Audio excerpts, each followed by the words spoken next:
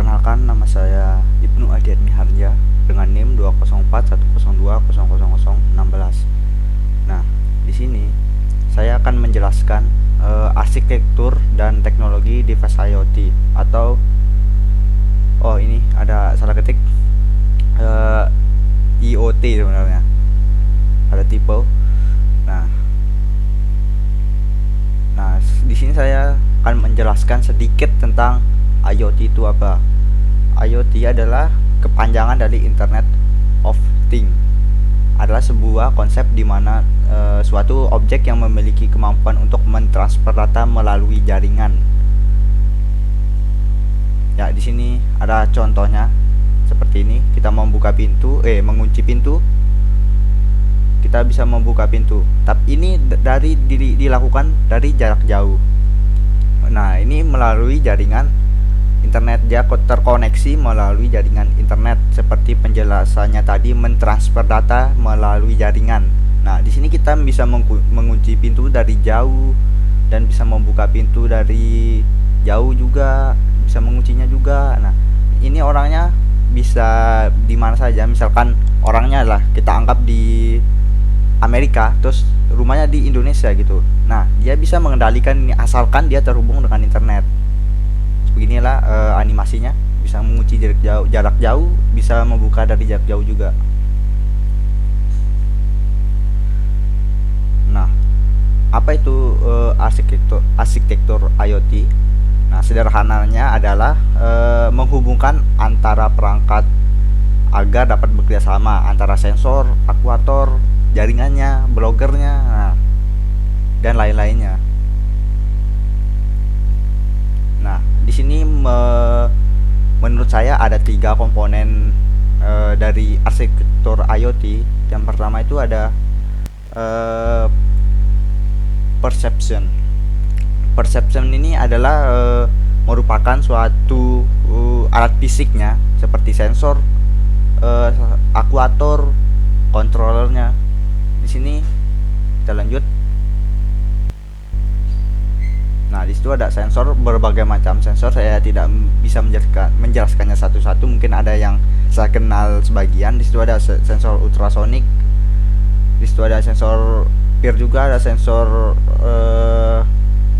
ini sensor suhu, ada sensor kelembapan tanah juga. Di situ ada, mereka itu mempunyai fungsinya masing-masing. Tergantung apa yang kita mau program, apa yang kita mau, kita menggunakan sensor apa. Nah, terus itu ada controller. Nah, fungsi controller itu membaca data baik dari sensor maupun baik dari sensor yang berupa sinyal analog maupun digital. Nah, di situ ada Arduino. Arduino itu juga mempunyai beberapa jenis, ada yang mikro, ada yang nano, dan lain-lain. Di situ ada ISP juga. ISP itu hampir sama dengan Arduino. Dia juga ISP ini udah sepaket dengan WiFi-nya gitu. Jadi dia bisa mengkonekkan dirinya ke jaringan WiFi. Di situ keuntungannya dari ISP. ISP ini juga ada ya, berbagai macam. Yang saya kenal itu ada ISP 32, ISP 8266. Nah, di sini fungsinya itu dia untuk sebagai pengontrol jadi sensor-sensor dan yang lainnya seperti input outputnya. Misalkan sensor suhu, di outputnya apa gitu. Misalkan kelembapan tanah. Kelembapan tanah itu misalkan dia mendeteksi tanah kering. Nah, di situ ada pompa air lah, contohnya. Outputnya pompa air. Jadi dia bisa menyiram otomatis dari tanah yang kering tersebut. Nah, disitulah fungsi dari Arduino. Apa yang kita inginkan, apa yang kita ingin program, dia itu akan dijalankan sesuai apa yang kita mau. Nah, terus di sini ada aktuator. Nah, fungsinya aktuator ini sederhana, yaitu mengubah tenaga listrik menjadi energi lainnya. Contohnya seperti energi listrik ke energi kinetik, energi gerak. Nah, di sini contohnya silinder yang terhubung silinder motor aktuator putar. Nah, di situ dia berfungsi ya, dia contohnya itu dikendalikan juga oleh sang controller.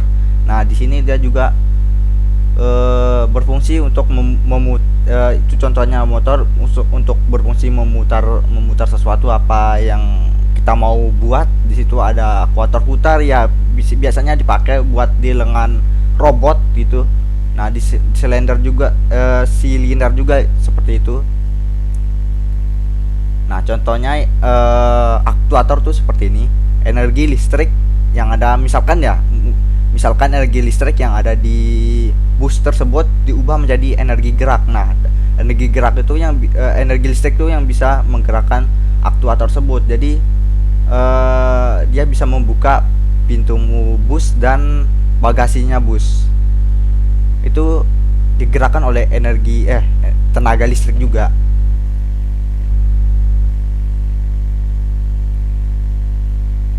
Nah, di sini ada network, yaitu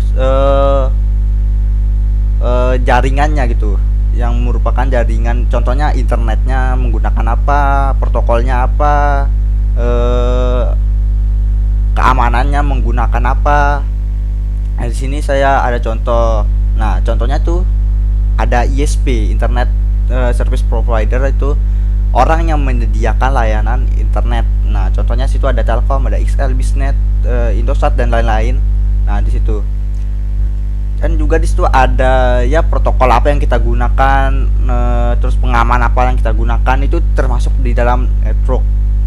Pengaman, contohnya pengaman tuh ya supaya orang tidak bisa mengakses dari gateway IoT kita. Jadi tidak sembarang orang bisa mengakses, membuka pintu otomatis. Masa rumah kita mau dibuka oleh orang gitu kan dari jarak jauh. Nah, disitulah pengaman.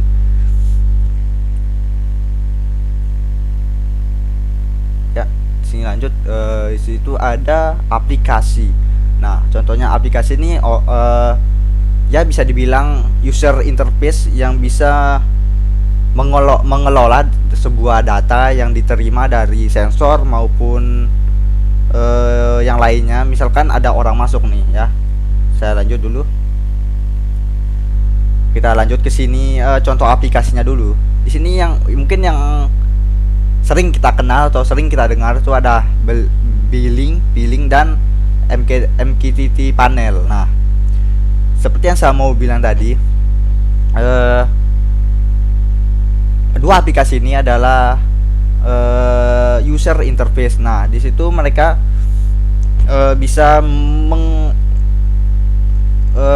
mengambil data dari sebuah sensor. Jadi kita dapat mau monitoringnya melalui aplikasi tersebut gitu.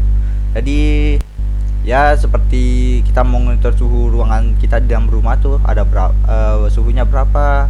Misalkan ada pintu tadi ya, misalkan kalau kita mau aplikasikan pintu tuh terbuka, ada orang masuk. Nah, di situ terdeteksi, wah, kita bisa lihat dari HP kita, wah, di rumah kita itu ada orang masuk gitu. Oh, berarti ini bisa kita lihat. Nah, satu masuk.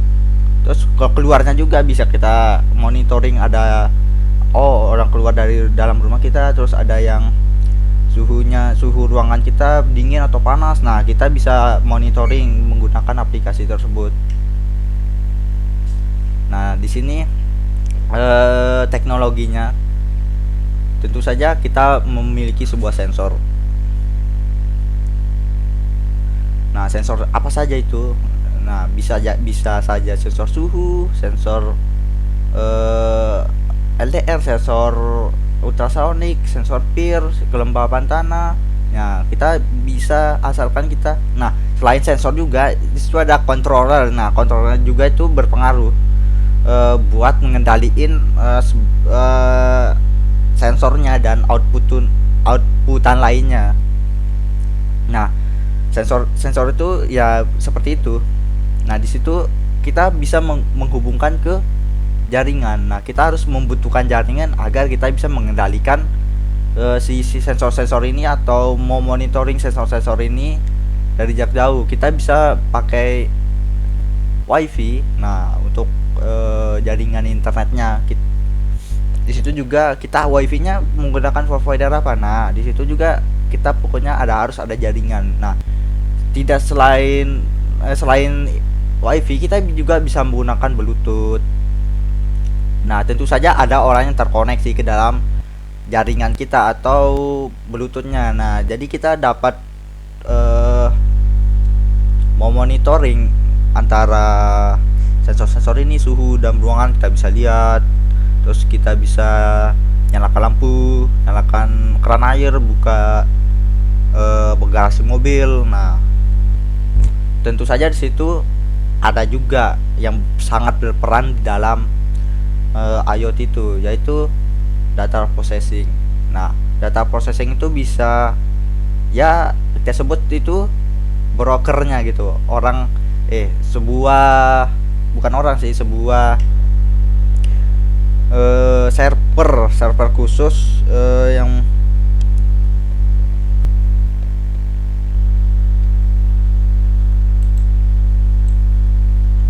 nah di situ ada broker, bukan blogger, broker.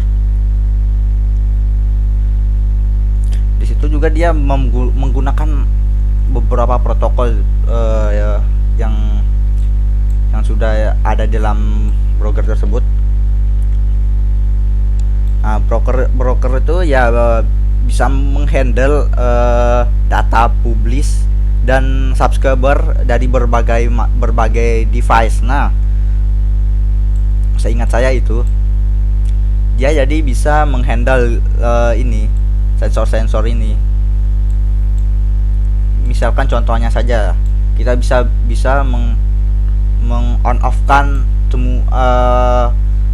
air dalam rumah kita, nyalakan lampu dalam rumah kita. Nah, itu fungsinya blogger. Bisa kita bilang ya sebagai jembatan. Tanpa ada ini ya kita nggak bisa nyalakan sensor ini dari jarak jauh gitu. Tentu saja di dalam broker itu ada publishernya juga. Nah, publisher ini dia itu merupakan cara device untuk mengirim data ke subscriber. Nah, subscriber dapat melihat dapat mengambil data-data dari si sensor-sensor ini. Misalkan tadi yang saya bilang tuh ada orang masuk, oh kita tahu ada orang masuk dalam rumah kita, datanya terpantau itu. Nah, terus sensor suhu, ini suhu dalam ruangan kita itu bisa kita lihat gitu. Nah, misalkan suhunya berapa, nah di situ bisa kita lihat. Jadi di situ harusnya juga berperan sebuah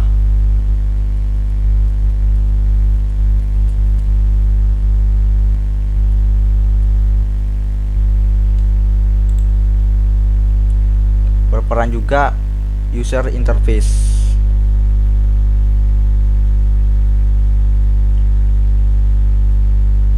User interface ini bisa kita bilang itu antar muka pengguna, berfungsi untuk menghubungkan antara pengguna dengan sistem operasi, sehingga komputer bisa kita gunakan. Jadi data-data yang kita terima dari sensor ini bisa kita tahu tuh berapa. Misalkan sensor suhu tadi yang sudah saya jelaskan, dia bisa melihat